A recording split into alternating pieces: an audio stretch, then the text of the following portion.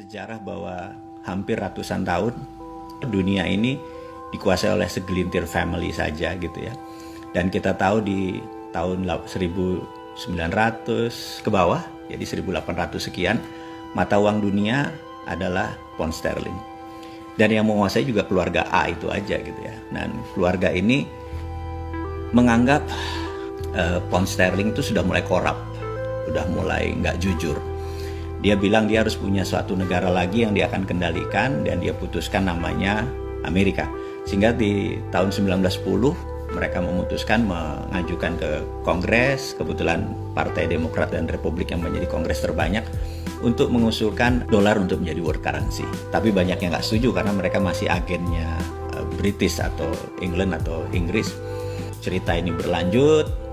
Dia ada peristiwa yang membuat Demokrat suaranya kalah, Republik akhirnya menandatangani, akhirnya disetujui. 35 tahun kemudian 1945 dolar menjadi world currency itu ya. Terus berlanjut, ternyata dolar pun tidak amanah. Puncaknya adalah waktu tahun 2009 2008 di zaman Demokrat. Demokrat kalau jadi pemimpin pemerintahan itu selalu membuat dunia kacau. Jadi saya mau ulangi, misalnya suatu Kennedy Demokrat, kemudian diganti Lyndon B. Johnson, Demokrat. Pak Karno tidak nurut, Pak Karno selesai. Kemudian Pak Harto tahun 98 selesai karena nggak nurut Amerika, presidennya Clinton adalah Demokrat. Kemudian Timur Timur lepas dari Indonesia waktu Pak Habibie, presidennya juga Demokrat. Kemudian tahun 2008-2009 Obama menyetak duit billion dolar, itu pun Demokrat. Jadi kalau Demokrat jadi, perangnya bukan di permukaan, tapi perangnya shadow, perangnya intelijen gitu ya. Jadi mereka punya economic hitman yang nyerang Venezuela, mereka punya economic hitman yang nyerang ASEAN di tahun 97 gitu ya. Saya akan cerita panjang tentang Demokrat, kenapa yang saya bilang begitu. Biden jadi, national threat di Indonesia besar sekali. Di tahun 2009 ada hal yang menarik, sekelompok anak muda di Jepang itu yang namanya geng Satoshi itu tidak percaya lagi sama currency. Karena currency dunia yang dicetak oleh yuan, oleh yen Jepang, oleh rupiah, oleh dolar, itu mereka bisa nyetak suka-suka dengan versi mereka. Apalagi negara kuat, strong country ya, seperti Jerman, seperti Perancis, seperti Amerika.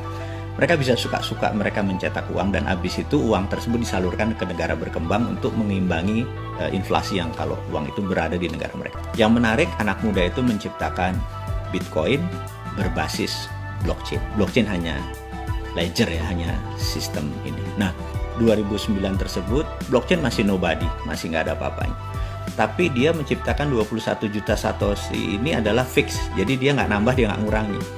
Karena sesuatu yang fix itu menjadi predictable, menjadi bisa menebak. Kalau underlying-nya dia cetak print, itu dunia realnya menjadi tidak bisa ketebak. Ini kehebatannya Bitcoin.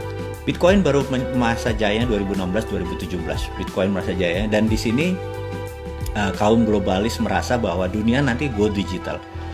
2030 itu mungkin 5G digital itu sudah 90%. Nah, mereka tahu bahwa currency nanti itu bukan currency fisik seperti negara punya, tapi currency-nya digital.